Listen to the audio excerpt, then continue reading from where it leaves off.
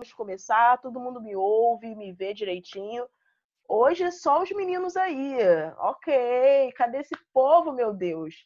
Teve uma, acho que foi o segundo ano que me falou, Hannah, passou prova, o pessoal não vem, ainda mais aulas muito cedo, 8 da manhã. Eu falei, gente, se fosse presencial poderia ser pior, nós teríamos que acordar cedão e estar no colégio 7 horas. Então, mas enfim.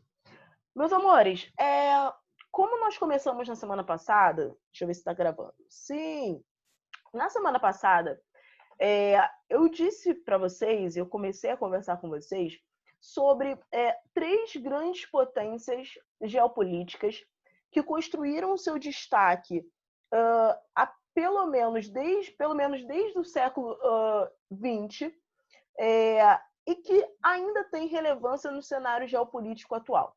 Então, eu falei com vocês que a partir de semana passada, no caso, né, nós começaríamos a falar sobre Rússia, Japão e Índia.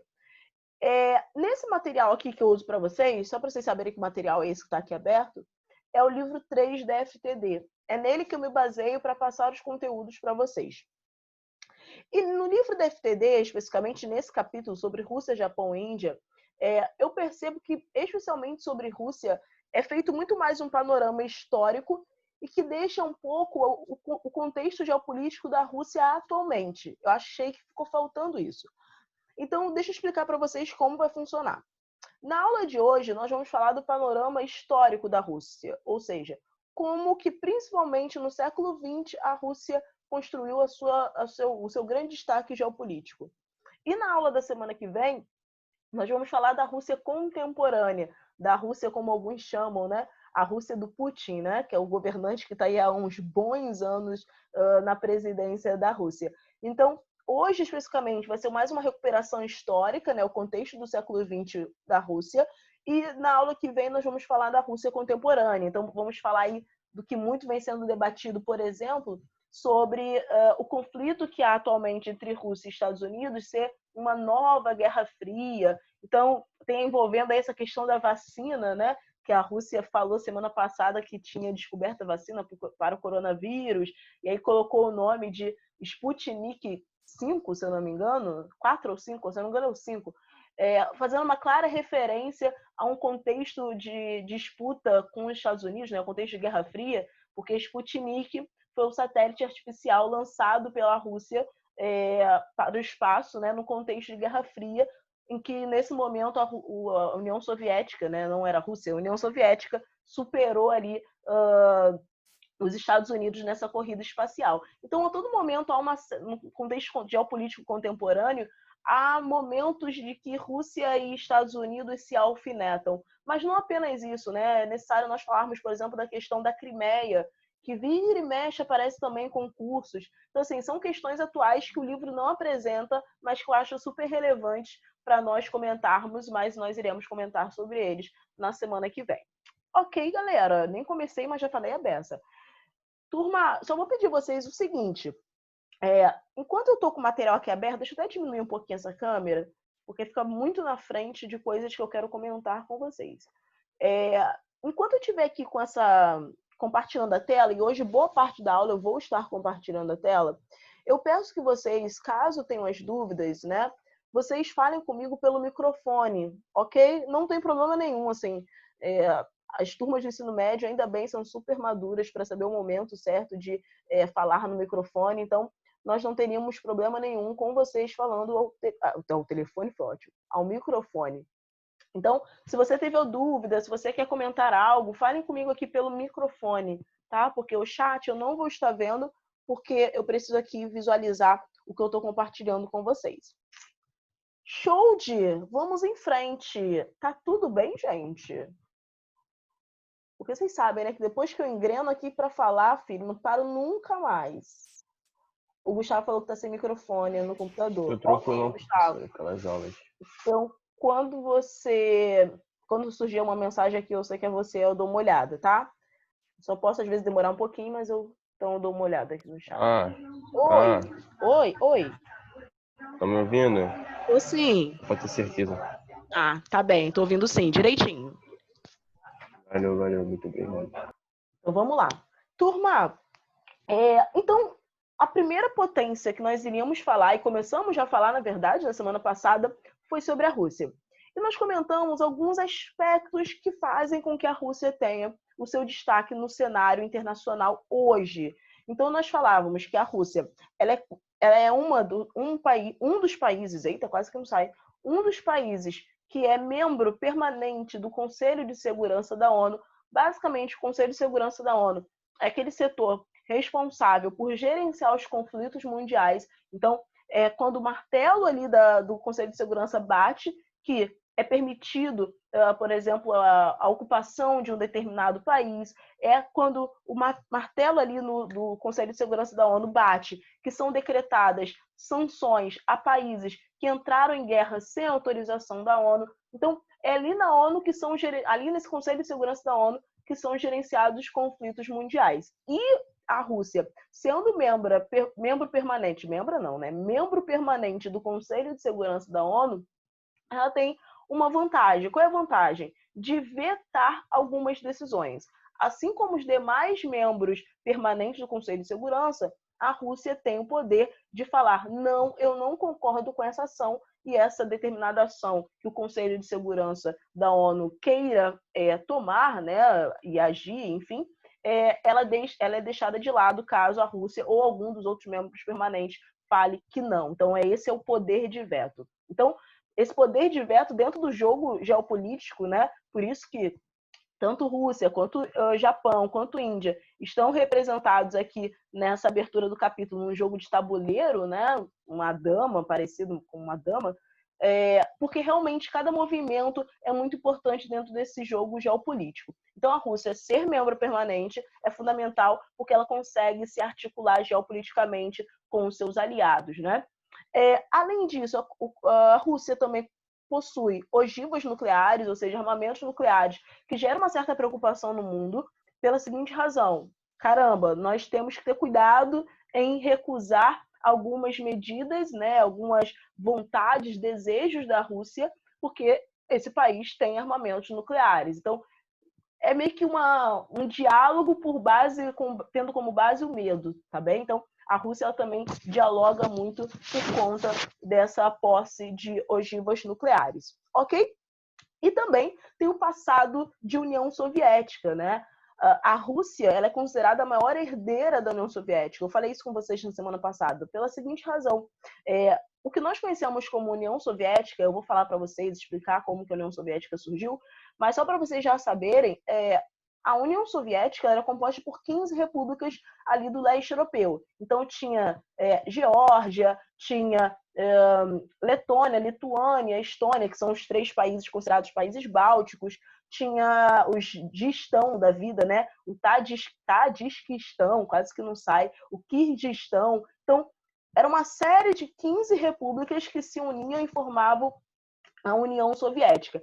E dentre essas 15 repúblicas, nós tínhamos a Rússia como a capital política desse grande país que era a União Soviética. Então, nós bem sabemos que no início da década de 90, esse grande país, conhecido como União Soviética, se fragmentou, mas a herdeira política da União Soviética, né, passou a ser a Rússia, né, porque já que era lá que eram tomadas as decisões políticas da União Soviética, ok? E aí, na semana passada, também, nós começamos a comentar sobre esse surgimento da União Soviética. Turma, eu sei que às vezes pode parecer até repetitivo, que bem provavelmente vocês já viram isso em história, mas é necessário para que a gente entenda a importância geopolítica da Rússia contemporânea, é necessário que a gente fale um pouco desse passado histórico. Então, foi mal aí, mas pode ser que fique meio repetitivo, né? Enfim. Basicamente, quando nós falamos em União Soviética, é necessário entender que esse país ele foi criado, na verdade, a origem da União Soviética tem a ver com a Revolução Russa de 1917. Só para vocês lembrarem o que foi a Revolução Russa de 1917, basicamente foi um levante, né, popular que mostrava certa insatisfação com a monarquia czarista russa. Hannah, pelo amor de Deus, não lembro nem disso de história. Calma, não se desespera que eu te ajudo, tá? Segura na minha mão e vem. A Rússia, ela era governada por czares. Czares, turma, era uma espécie de rei. tudo bem? E a monarquia, né, russa era chamada de czarismo, tá? Então o rei era o czar e a monarquia russa era chamada de czarismo. Acho que até aí tranquilo, né? Quando a gente assimila a monarquia, acho que é uma realidade um pouco mais... Claro, não é a mesma coisa do que foi a monarquia no Brasil, mas quando a gente fala em monarquia, acho que a gente já consegue assimilar melhor o que era. Então, você já consegue perceber que, bom, se o czarismo se associa, se assemelha, melhor dizendo, ao que é uma monarquia, participação popular praticamente nula, né? Então, participação popular na política russa era quase praticamente inexistente, a não ser alguns grupos da sociedade, né, que estavam querendo conquistar essa possibilidade de participar da vida política russa. Mas a estrutura governamental do czarismo impedia a participação popular na vida política do país.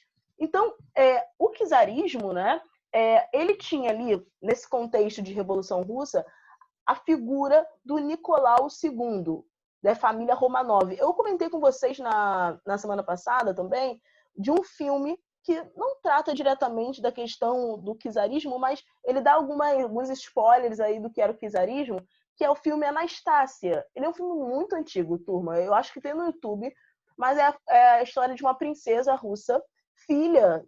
Até, eu não lembro se essa história era verídica. Se eu não me engano, era verídica sim, essa história. Que a Anastácia, ela seria filha do Nicolau II, e ela consegue, porque a família do Nicolau II, esse czar que foi deposto pela Revolução Russa, a família dele foi toda morta. Só que essa filha, Anastácia, ela conseguiu se esconder e acabou ficando a salvo, né? Não foi morta nesse massacre que teve da família do Nicolau II. E aí tem um filme sobre isso, é um filme de princesa e tal, mas que fala algumas coisinhas sobre esse processo de Revolução Russa, de czarismo e tudo mais. Bom, então o contexto era 1917, né? Já havia anos de governo da dinastia Romanov, né, na figura do Nicolau II, e a população russa começa a desejar participar mais da vida política do país. Então, essa população russa ela se dividiu em dois grandes grupos, os mencheviques e os bolcheviques. Os mencheviques eram as minorias, basicamente era a burguesia. E os bolcheviques era a maioria e eram os trabalhadores, né, basicamente. Os mencheviques foi o grupo que conseguiu tirar o czar do poder. Então, quem tirou o Nicolau II do poder do governo russo foram os mencheviques, a minoria burguesa. E óbvio, né? Se você faz um esforço para tirar um determinado representante do poder, obviamente você não está tirando ele do poder para outra pessoa assumir, outra pessoa que não faça parte do seu grupo. Então, qual era a ideia dos mencheviques? Vamos tirar o Nicolau II do governo russo e nós vamos colocar um representante burguês para liderar as transformações necessárias aqui no nosso país. Então, qual era a ideia da burguesia russa? Nós tiramos o Nicolau II, implementamos um governo que favoreça a nós, burguesia, e posteriormente nós avançamos para o socialismo. Só que os bolcheviques, só vendo isso de longe, falando assim, olha como eles são malandros, olha como burguesia, eles acham que vão enganar a gente. Eles acham que nós vamos acreditar que eles vão implementar a burguesia para depois alcançar o socialismo? Claro que não vão. Então os bolcheviques, eles começaram a perceber isso e, por ser um partido de base trabalhadora, está inspirado nas ideias marxistas, né? Como nós já falamos sobre marxismo e sociologia, a base da ideologia, né, marxista, do pensamento marxista, é basicamente a coletivização, né, pensar no coletivo. Então isso contrariava, isso ia contra o que os mencheviques estavam querendo fazer. Então os bolcheviques, que era a maioria trabalhadora, falou, mencheviques, duvido. Então, em novembro de 1917, os bolcheviques tiram os mencheviques, que era a minoria burguesa, do governo russo. Então, a partir de então, eles começam a organizar o governo e o país ali deles. Tranquilo até aí, turma? Sim, não? Para que eu possa avançar um pouquinho. Tá tranquilo? Tá beleza até aí? Qualquer coisa podem me interromper. Esse aqui é o Nicolau, tá, gente? O Nicolau II, que foi deposto, o czar. Então, nós temos os bolcheviques, então, no poder, e ali eles transformam, o Gustavo falou, tá tranquilo, então eles transformam o que era conhecido como bolcheviques, né, em partido comunista. Então os bolcheviques eles se transformam em um partido comunista. E além de se transformar em partido comunista, surge ali um líder muito forte que vem a se tornar o governante da Rússia, que é o Lenin, Vladimir Lenin. O Lenin, esse carinha aqui, tá? Ele, ao se tornar o governante da Rússia, ele implementa uma série de mudanças de cunho socialista. Como nós já falamos, quando nós falamos ali em Guerra... Esse calvo aí é o Lenin? Esse aqui. Esse calvo. Lenin, Vladimir Lenin. Então, quando nós falamos sobre Guerra Fria há 10 mil anos atrás, né, nas primeiras aulas desse ano, eu falei para vocês das principais diferenças, né, as principais características tanto do capitalismo quanto do socialismo. Então, o que o Lenin fez foi implementar essas características socialistas. Então, ele promoveu a estatização total, tá? Tá aqui onde eu estou passando aqui a setinha, tá bem? O que é estatizar? Estatizar é largar de mão essa ideia de ter empresas privadas, né? Porque empresas privadas, o governo socialista entendia que promovia desigualdade entre os indivíduos, então nada disso. Então vamos estatizar as empresas, ou seja, passar as empresas das mãos da iniciativa privada para nós, governo, né? Para a iniciativa pública. Planificação da economia, também já expliquei para vocês isso em outras oportunidades, que é a ideia de você criar planos para organizar a sua economia e não deixar a iniciativa privada organizar a sua economia, né, pela lei da oferta e da procura, não, nada disso. Agora tem uma planificação, tem um plano a ser atingido. A adoção dos planos quinquenais, que tem basicamente a ver com essa ideia de planificação também. A coletivização das terras.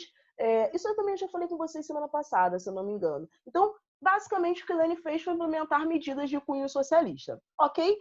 E uma das mudanças que o Lenin promoveu foi a criação da própria União Soviética. Em 1922, ele reuniu alguns países, né, além da Rússia, mais 14 países, para criar esse grande país que ficou conhecido como União Soviética. Então, está dito aqui que, em 1922, Lenin incorporou as repúblicas em torno da Rússia, estabelecida desde o período czarista, e formou a União das Repúblicas Socialistas Soviéticas. Ou seja, basicamente já havia um certo diálogo, uma certa troca comercial entre esses países que formaram a União Soviética. Então, o que eles fizeram foi formalizar essa relação de união, que já havia desde lá do período do czarismo. Só que, em 1924, Lenin governou bem pouco, tá? Ele assumiu o poder a partir da Revolução Russa e ficou até 1924. Em 1924 ele morre, e aí, filho, pau quebra na Rússia. Por quê? Entram em disputa dois grandes líderes, né? O Leon Trotsky, acho que dele não tem foto. Deixa eu ver se tem, acho que não. O Leon Trotsky e o... Não tem. E o Stalin. Deixa eu baixar aqui. Então, entra em... Foi isso aí mesmo, professor. Eu confundi o Stalin com o Lenin. Ah, sim. É porque eles são os dois mais conhecidos, né? Porque o Trotsky ele acabou sendo morto. Eu vou explicar a história. Mas, basicamente, realmente, eles são os mais conhecidos. O Vladimir Lenin, o bigodão, e o Stalin, que também tem um bigode maior do que o Lenin. Tinha, pelo menos, né? Já morreu também. Então, com a morte de Lenin, em 1924, teve início uma ferrenha disputa entre dois outros importantes líderes da Revolução Russa, o Joseph Stalin e o Leon Trotsky, que tinham perspectivas marxistas divergentes. Tornaram-se inimigos e Stalin se sagrou-se vitorioso na disputa interna pelo aparelho comunista. Então, basicamente, houve uma disputa interna do Partido Comunista e que quem venceu essa disputa foi o Stalin. Só que o Stalin, ele governava com mãos duríssimas. Ele matava todo mundo que fazia oposição a ele. Eu não sei se vocês viram essa semana uma polêmica até no Twitter que foi... Ai, qual é o nome daquele cara que fez o CQC, aquele jornalista? Acho que é... o Marcelo Tais. Não sei se viram essa polêmica. Danilo Gentili?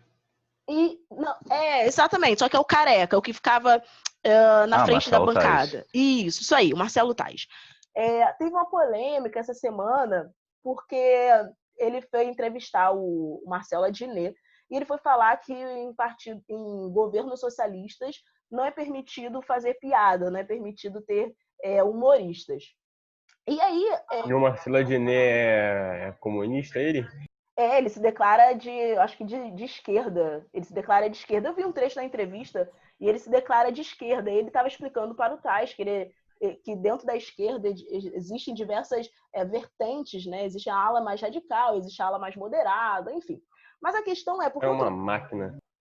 Porque eu trouxe esse debate.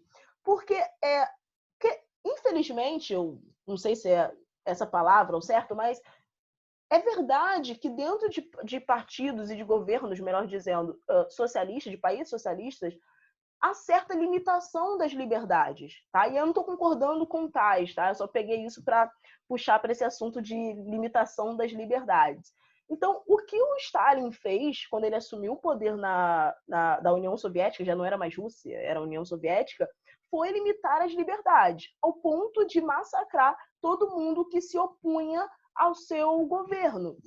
Então, houve exilamento. Por exemplo, o Trotsky, que era o seu oponente, ele acabou sendo exilado no México e depois ele foi morto por um espião russo, se eu não me engano. Então, basicamente, fazer oposição ao governo socialista nem sempre é uma boa ideia. Vocês lembram quando nós falamos de China, né, que o Mao Tse-tung ele promoveu a Revolução das 100 Flores, né? Que ele falava, não, galera, pode fazer oposição ao meu governo, fala aí o que vocês acham que tá ruim aqui. Mas no fundo era para identificar todos aqueles seus opositores, né? E aí esses opositores acabaram, alguns sendo exilados em Taiwan, como nós já havíamos dito, né? Então, isso aconteceu também na União Soviética. E aí, avançando um pouco aí nos nossos estudos, né? Diz o seguinte, foi na Guerra Fria que a União Soviética conheceu os seus dias de glória e alçou a condição de superpotência, disputando a hegemonia mundial com os Estados Unidos, conforme estudamos no capítulo 27. Ignora isso, esse finalzinho. A União Soviética era composta por 15 repúblicas autônomas. No entanto, essa disputa trouxe consequências graves. Durante a segunda metade do século XX, a União Soviética priorizou totalmente a sua indústria de base. Turma, isso aqui é importantíssimo sobre Rússia.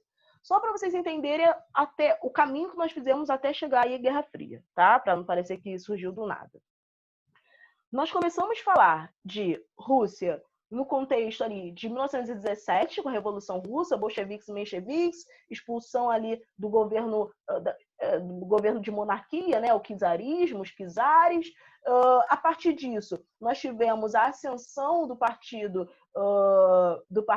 comunista, né, que na verdade eram os bolcheviques, se transformou em partido comunista, a criação da própria União Soviética em 1922 e passado esse momento de 1922, até antes mesmo da Guerra Fria, tem o finalzinho da Segunda Guerra Mundial, né, que teve grande participação da União Soviética. Então, ao final da Segunda Guerra Mundial, a União Soviética ela entra ali na guerra, né, e acaba se tendo um grande destaque como uma importante potência ao lado dos Estados Unidos, que também entrou no final da Segunda Guerra Mundial e também conseguiu um grande destaque. Então, esse finalzinho da Segunda Guerra Mundial que construiu a Guerra Fria. Então, é o que ele fala aqui, que nesse contexto de Guerra Fria, foi importante para a União Soviética pela seguinte razão. Foi nesse contexto que a União Soviética alavancou a sua indústria, principalmente a indústria de base, que é a indústria siderúrgica, que é a siderurgia, né? A indústria petroquímica. Então, basicamente, a indústria de base, ela se desenvolveu, ela começou a ter um grande destaque por conta da Guerra Fria. Porque qual era a ideia? Cara, a Rússia, eu sou Rússia, eu sou União Soviética, eu estou vivendo uma guerra com uma grande potência, que é os Estados Unidos. Então, eu preciso me armar, eu preciso de armamentos. Então, qual indústria eu vou investir? Indústria de base, ok? Então, a Guerra Fria, ela alavancou essa indústria de base da União Soviética, como está dito aqui nesse texto. E ele fala o seguinte, pois ela produzia para o setor militar estratégico, que foi o que eu havia dito, né? Assim, as indústrias do setor siderúrgico, petroquímico, aeroespacial, militar, entre outras, iam de vento em polpa, e a União Soviética figurava, entre os grandes produtores mundiais nessas áreas. No entanto, para sustentar a posição de superpotência, segmentos, estou trocando tudo hoje, né? Foram negligenciados, tornando-se extremamente defasados em relação a outras áreas industrializadas do globo. Esses setores estavam vinculados à indústria de bens de consumo, que atende à demanda civil. E a Rússia paga caro por isso até os dias de hoje. Em outras palavras, turma, o que aconteceu foi que, desde o contexto de Guerra Fria, a União Soviética investiu maciçamente nessas indústrias de base, preocupada com a guerra. Mas ela negligenciou, ela abandonou, ela deixou de investir nas indústrias de bens de consumo, que são indústrias que produzem bens de consumo duráveis ou não duráveis. Duráveis, como, por exemplo, automóveis. Não duráveis, como, por exemplo, eletrodomésticos. Porque isso, ou seja, investir nas indústrias de bens de consumo, promoveria um desenvolvimento econômico interno da União Soviética. Por quê? Bens de consumo, quem consome, como está dito aqui no texto, é a população civil, né? A demanda interna, né, do país. E pelo fato da Rússia não ter feito isso, acabou acarretando em consequências negativas, econômicas, até hoje. Tudo bem? Até hoje, a Rússia tenta, né, era a União Soviética, agora a Rússia, tenta alavancar a sua indústria no quesito tecnológico, promovendo o desenvolvimento industrial, principalmente do setor de bens de consumo, não duráveis e duráveis. Ok? Então, aqui embaixo tem um mapinha mostrando quais eram os países que formavam a União Soviética. Então, nós temos os países bálticos. Por que eles são chamados de países bálticos? Esses daqui, olha. Mas a localização deles é aqui, tá? É porque puxou uma setinha e colocou o nome aqui, mas eles estão aqui. Por que eles são chamados de países bálticos? Porque aqui tem o Mar Báltico, tá? Aqui é o Mar Báltico. Além deles, tinha a Ucrânia, a Rússia, a própria Rússia, né? O Cazaquistão, o Estão que eu falei, né, com vocês, o Quirguistão, o Tajiquistão, o Uzbequistão, o Turcomenistão, Azerbaijão, Armênia, Geórgia e Moldávia, tá bem? Avançando um pouquinho aí. Opa, vou dar uma olhada no chat, só um segundinho. Pronto. Deixa eu ver aqui. Dudu falou, só entendi tão. É ótimo. Lembrou do tão da vida é porque fazia parte da União Soviética. Muito bom, muito bom. Então, avançando aqui um pouco. Opa! Além disso, né, nós temos, né, ali, então, a partir do contexto de Guerra Fria, o desenvolvimento industrial da União Soviética, a União Soviética ganha o seu destaque, só que isso futuramente passou a ser um problema, né? Passado alguns anos, isso passou a ser um problema, como eu disse, porque a Rússia não investiu na indústria de bens de consumo, ou seja, negligenciou o seu mercado interno. Mas, apesar disso, ou melhor, ou por conta disso, nós tivemos o início da crise da União Soviética. Então, esse contexto de ignorar a sua questão interna, né, o investimento econômico na indústria de bens de consumo, isso veio acarretando uma série de outras consequências que fez com que a Rússia, ou melhor, a União Soviética, viesse a enfrentar um contexto de crise. Essa crise, turma, da União Soviética, ela tem início na década de 80. Na verdade, até antes disso. Por que antes disso? Porque existiram uma série de conflitos nessas repúblicas que formavam a União Soviética, que já mostravam que a União Soviética estava entrando em declínio. Pela seguinte razão, turma, além dessas 15 repúblicas que compunham a União Soviética, a União Soviética ela tinha seus aliados, lembrando que nós estamos num contexto de Guerra Fria, tá? Então, um dos objetivos, tanto da União Soviética quanto dos Estados Unidos, era ter aliados. Só que os aliados da União Soviética começaram a desejar romper os seus laços com ela, pela seguinte razão, porque via que futuramente esse modelo socialista era um modelo que transformava o Estado em um Estado muito pesado. Essa expressão Estado pesado significa a seguinte coisa: você manter o seu país nos moldes socialistas é muito caro. Por que muito caro? Lembra daquela ideia que eu falei com vocês lá no início de estatizar as empresas? Que o Lenin tomou essa atitude? Cara, você tirar a empresa das mãos da iniciativa privada e trazer para as mãos do Estado, significa que vai ser o Estado que vai ter que investir em pesquisa científica para promover o avanço tecnológico daquela empresa. Vai ser o Estado que vai ter que pagar, bancar o salário desses funcionários dessas empresas. Então, tudo isso vai tornando o Estado mais pesado. O Estado socialista é um Estado que ele que tem que bancar as obras de infraestrutura. Então, tudo se concentra no governo socialista, nas mãos do governo socialista. Então, isso vai tornando o Estado muito pesado. Então, os países que eram socialistas e aliados à União Soviética começaram, até mesmo antes da década de 80, a querer romper esses lados, como foi o caso da Hungria. Houve na Hungria a chamada Revolução Húngara, em 1956. Em 1968, houve a chamada Primavera de Praga, na Tchecoslováquia. Talvez vocês já viram isso em história também. Houve a derrota soviética no Afeganistão, que foi uma guerra civil que durou de 79 até 89. Então, houve, até mesmo antes da década de 80, esses processos, né, que mostravam que esses países que eram socialistas e aliados à União Soviética já estavam querendo romper. Só que a década de 80 consolidou essa crise pela seguinte razão. Houve um processo de desabastecimento interno, como eu falei, por conta do não investimento nas indústrias de bens de consumo. Houve atraso tecnológico, o Estado pesado. Então, tudo isso gerou insatisfação popular, ou seja, a população começou a desejar mudanças profundas na União Soviética. Então, se inicia na década de 80 um processo conhecido como desestalinização, ou seja, você tirar da União Soviética as ideias do Stalin, as ideias socialistas, promover transformações. Então, teve esse processo de desestalinização que tem início com um governante chamado Nikita Khrushchev, depois o Brezhnev e depois também o Mikhail Gorbachev. E aí, no momento do governo de Gorbachev, foi o momento mais importante, porque ocorreu duas mudanças que eu já havia comentado com vocês, que foram a perestroika e a glasnost.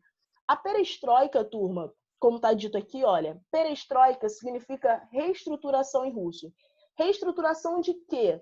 Reestruturação política. Basicamente, o que o Gorbachev fez foi promover um processo de abertura à democracia no país, permitindo, por exemplo, a ideia do pluripartidarismo, porque até então só podia ter um partido político, né, que era o Partido Comunista. Eleições diretas, abertura de arquivos do Stalin, enfim, uma série de medidas políticas que promovessem essa reestruturação. Por outro lado, teve também a perestroika. Perestroika, que em russo significa reformulação. Reformulação de quê? Reformulação, ou melhor, gente, eu confundi, né?